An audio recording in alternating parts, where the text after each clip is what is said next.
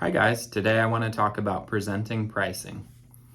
When I present pricing, I've already funneled down the selection. So first I demo the hearing aids. They're going to be RIC style hearing aids or lyrics.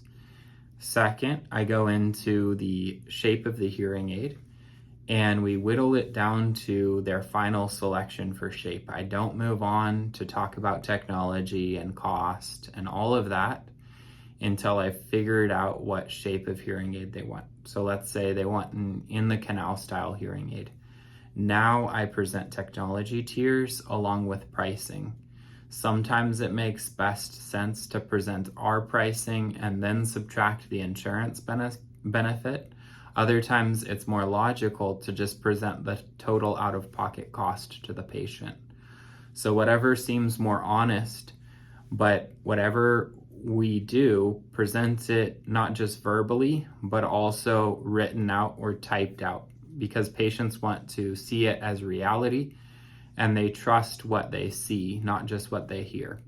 Especially when they're coming to get hearing aids, they want to confirm what they're hearing because they're not hearing as well.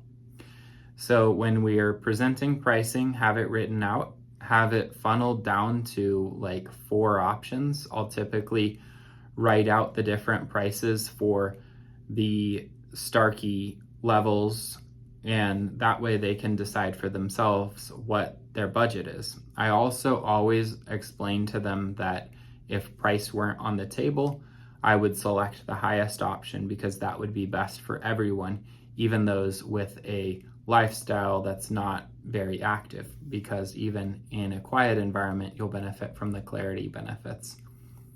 So when presenting pricing, make it simple for the patient so then they can wrap their mind around that number. And then sometimes it makes sense to also present the monthly cost for zero out-of-pocket, for 0% financing, so that the patient can say, oh, I could maybe swing that number, but paying $6,800 out of pocket right off the bat is too much for me, but I could do the monthly number. So make it simple so that the patient can make a decision. When you present pricing, also pause after you've presented pricing because you've done your part. Now the ball's in their court. Don't speak. Don't be rude. Allow them to think it through. Give them the time. Bite your tongue and wait until the patient speaks. When they speak, they are ready to move forward.